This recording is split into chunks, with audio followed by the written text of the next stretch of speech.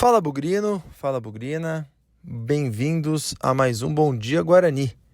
Hoje é terça-feira, 27 de maio de 2025 e hoje é o pós-jogo de Guarani 0, Figueirense 0, jogo que aconteceu ontem à noite no Brinco de Ouro. E olha, eu me sinto, toda vez que eu venho gravar esse Bom Dia Guarani, eu não sei se esse Bom Dia Guarani está se tornando o diário dos últimos dias de vida do Guarani. Eu não sei se isso aqui está parecendo, para aqueles que são mais velhos, o Mundo da Lua, do Lucas Silva e Silva. Aliás, meu xará, né? Que vem aqui contar alguma história, ou que vem aqui falar diretamente do Mundo da Lua, né? Porque os prognósticos do Guarani são terríveis. São terríveis tecnicamente, são terríveis administrativamente. É um coletivo de fracasso. O Guarani conseguiu, na noite de ontem, jogar 55 minutos, pelo menos, eu não parei para fazer a conta exata, com um jogador a mais e não fazer gol nenhum. O Guarani teve um pênalti e não conseguiu fazer. O Guarani usou 8 atacantes, terminou a partida com 6 deles em campo e não conseguiu fazer um gol.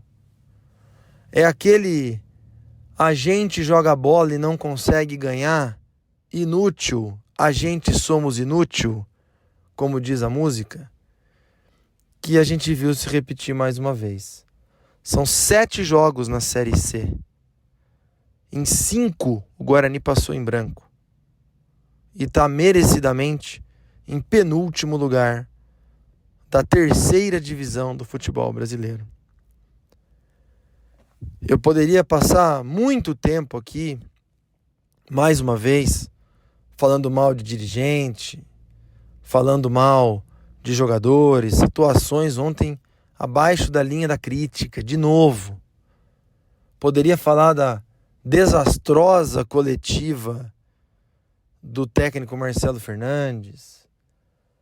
Poderia falar de uma série de coisas que eu falei no pós-jogo do Bugricast, eu refleti durante a noite.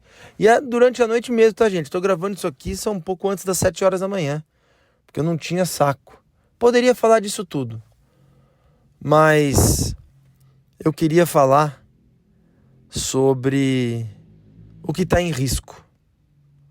Está em risco uma instituição centenária, está em risco todos os esforços, estão em risco, né? Todos os esforços empenhados ao longo de mais de 100 anos. Eu gosto muito da história do Guarani, meu avô jogou no Guarani, eu gosto sempre de contar isso. Tenho inúmeros materiais em casa e vejo como foi difícil construir esse time do zero. Como foi difícil pegar um time pequenininho, de um bairro, de uma cidade, e pouco a pouco, com a coragem dos dirigentes, com a coragem da torcida, com ideias inovadoras, com muita vanguarda, tirar esse time de uma cidade do interior de São Paulo e colocá-lo como uma referência nacional e às vezes internacional. Como foi difícil, quanta gente suou a camisa, quanta gente colocou dinheiro, quanta gente se indispôs com família em prol dessa instituição. E agora, não é agora, hoje, é essa destruição que nós estamos vendo. Você pode escolher aí nos últimos X anos, pode ser 40, 30, 20, 10, mas o que a gente está vendo nesses últimos 2 anos é um negócio inacreditável. É a destruição. Eu não sou um cara que tem gurus corporativos, acho isso uma idiotice, mas eu lembro até hoje de ler a biografia do Eike Batista. Quem diria, hein? Aquele cara que se envolveu em tantas polêmicas.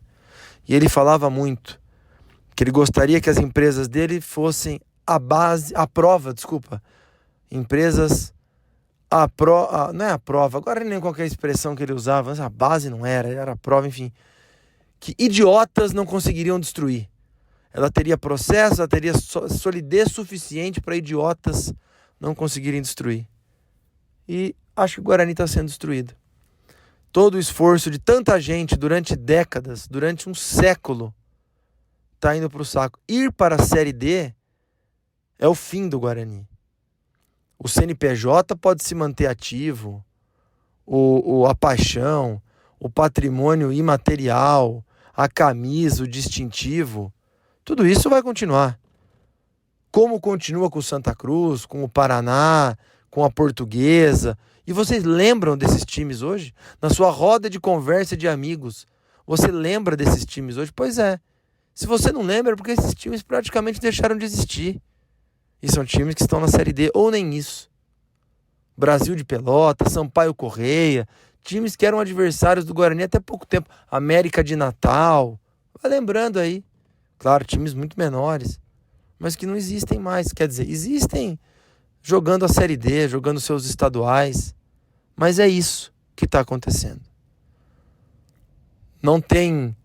Ontem, felizmente, a torcida já foi para um protesto mais combativo, mais duro.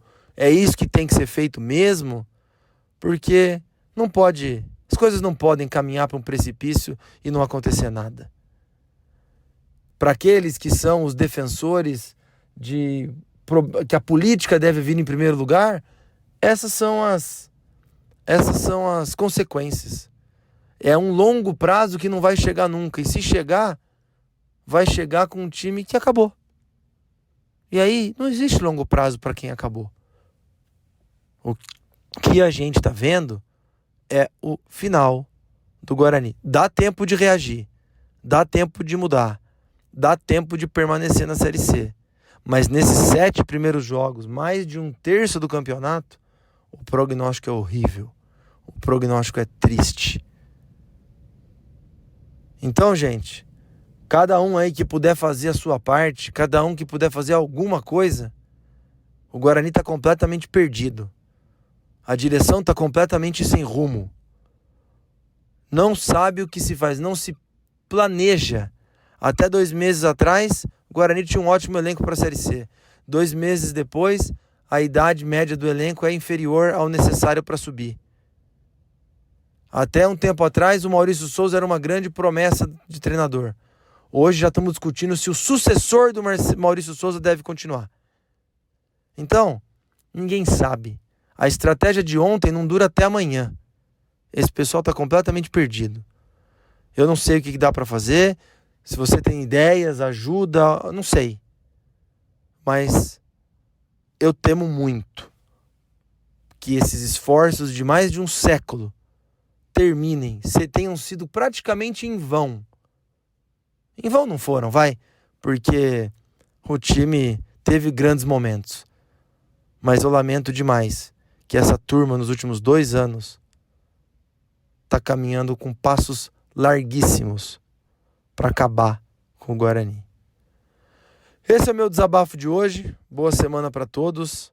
Eu não tenho mais saco, mas nunca esqueçamos que na vitória ou na derrota, hoje sempre, Guarani, enquanto ele ainda existir.